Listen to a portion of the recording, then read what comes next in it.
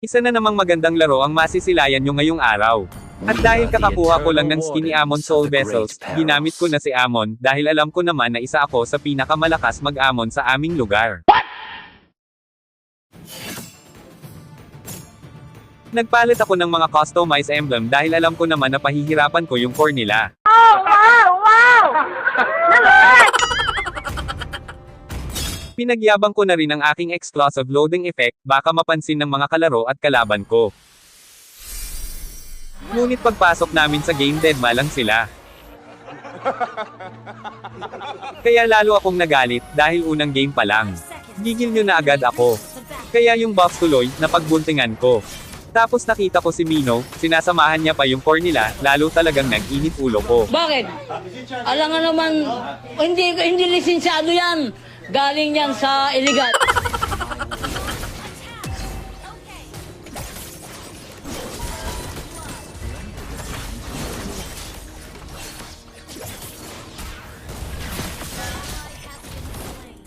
Talagang inuubos nila ang pasensya ko, nakatakas pa si Granger.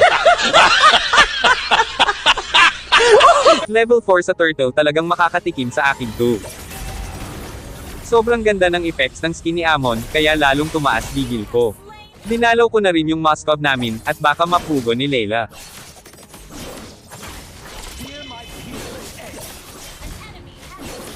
Nakasalubong ko naman yung dalawang mag. Jowa, talagang hindi mapaghiwalay, pinagpalat si Layla kay Granger, mukhang lalaki talaga ang gusto ni Mino.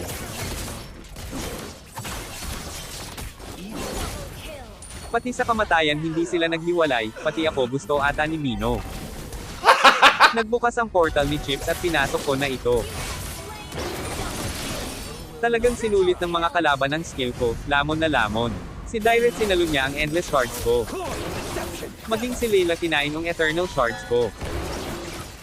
Hindi siya nakontento, kaya nag-take 2 pa talaga si Layla. Naku talaga, pinapataban nyo lalo ako. Nainggit ata si Direct, kay Layla kaya siya naman ang sumalo. Inggit siya kay Layla, kaya hindi na kontento, si Direct nag-take 2.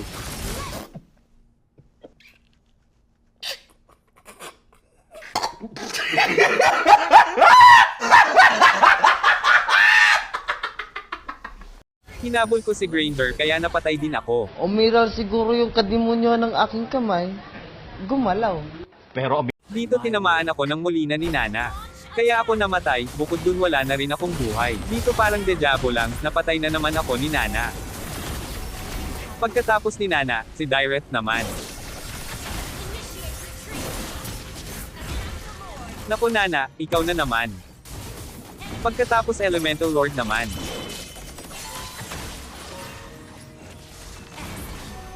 미션 실패. Namatay ako pero natapos na ng kampi ko ang laban.